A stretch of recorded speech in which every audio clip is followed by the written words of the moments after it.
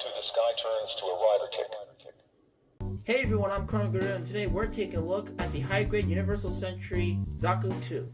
Now, the Zaku were pretty much the stormtroopers of the Principality of Zeon. They came in many variants, and some were so slight that they only just did it so they can just get people to buy more model kits, and they were just disposable bad guys that were often blown up. In case you haven't really noticed by now, this is a very green model kit. I painted it, and I don't think I did a very good job, to be honest. The dark green that I used in this area is just way too thick, and it looks kind of sloppy.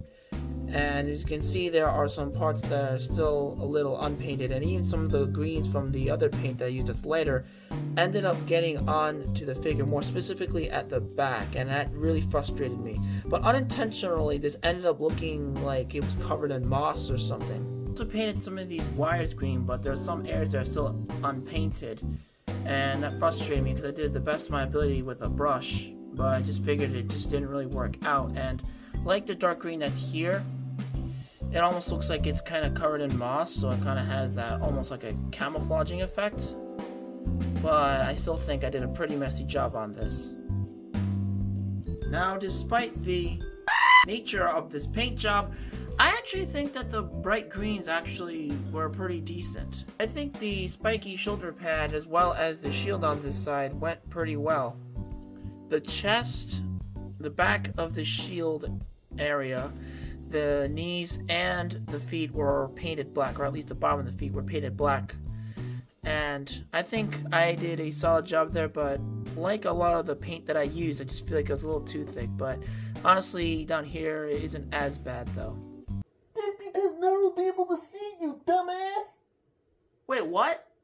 Anyway, the paint job has more to be desired, but I also did some panel lining on the legs here, or at least I tried to, but the paint was really thick, so it may not have come out as well as I'd hoped. I also did some more on the back. And keep in mind, guys, I'm still very new to this hobby, and this is the last gunpla I've painted in a long time, and after painting it, I was so disappointed by it that I haven't painted or even built a model kit in quite a while, but hopefully that'll change. Maybe I'll use this as a learning experience. I'm definitely going to use spray paint the next time I paint a model kit. For accessories, you get a pair of fists, and strangely 2 pairs of trigger finger hands. That's because you get a gun and a rocket launcher. Like many of these model kits, you attach the weapons by taking off the hand, splitting them apart, and then putting the weapon in between them like a sandwich. Though because the parts are so small, it can be a little bit difficult to do it.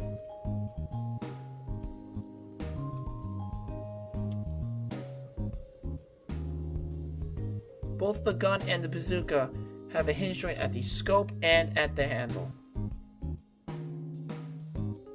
One thing that's really nice about this is that there's a feature where you can do on the back to store the bazooka. Now, using a tool here, there is this little hinge piece that can be opened up. Hold on a second. Oh, come on. You know what? Taking off this back piece can also help too. As I was saying, you can open this piece and fold it down, and you can store the bazooka. I'm just going to put this back on first. Let's see if it goes the right way. Now, on the instructions, it said to do it like this, but it doesn't, I mean, tongue stopped working. It doesn't really seem to fit in as well as I'd like it to. It tends to just fall off. So what I like to do is just do this, and it seems to hold in a little bit better. Okay, I was able to figure it out. Basically, when you line it up like this, you're supposed to push it in, and then it seems to stay in place much, much better. We're still not quite done with the accessories just yet, but here we got this little piece we shove right up his ugly ass. Just kidding.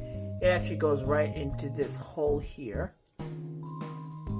And you get a heat hawk, which can be stored in like so. The final 2 accessories are these 2 missile pods. You can attach these to the legs by removing this front piece and then you carefully wrap it around the legs.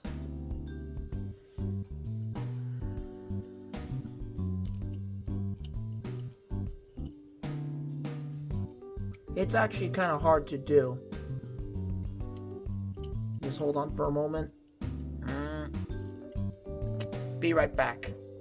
Okay, I just finished putting them on, and it turns out you actually put them more down here rather than up here, so sorry if I made a fool of myself, but here's how it looks with them on. And honestly, it looks cool, but putting them on and off, I mean, taking them on, taking them off is just kind of a hassle for me, and I just don't really like putting them on and off. It's just, I don't know, it just wasn't fun. Here's how the model kit looks armed to the teeth, and god damn, this looks awesome. Okay, right in between the filming, I was taking off the accessories to cover the articulation, and while I did, this broke off. It just snapped just like that, and I just got really frustrated. This is what I'm talking about when I say that I do not like taking these on and off. It just, and looking around, looks like there's some stress marks on here just by putting on it. I'm very careful with these types of model kits because they're usually more fragile than your typical action figures, but it's really frustrating, but I super glued it, so hopefully that'll keep it fixed. That out of the way, let's move on to the articulation. Ball joint at the head.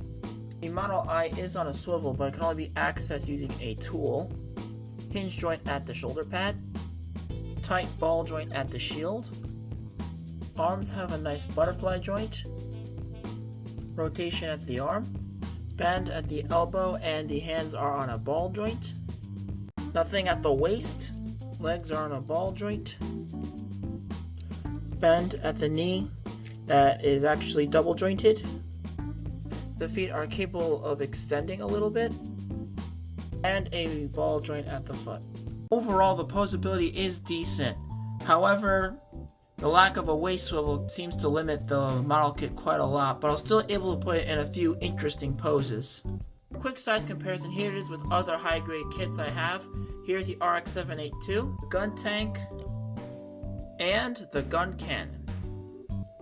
So overall, this is a solid model kit, and despite my mediocre paint job, I still feel like I have much more to improve and I have potential to become a better model kit painter. And it really encourages me now after reviewing this kit and revisiting it. And if you enjoyed the video, please leave a like, comment, subscribe, and turn on the notification button. And until then, I'll see you on the flip side. Oh no, this is not good, this is not good. Oh, I can't believe I lost my weapon in the explosion. And now all my gear's gone. He's coming! Come out wherever you are. Huh? Huh? That's a weird tree. Whoa, that was close. I can't believe my amateur paint job saved my life.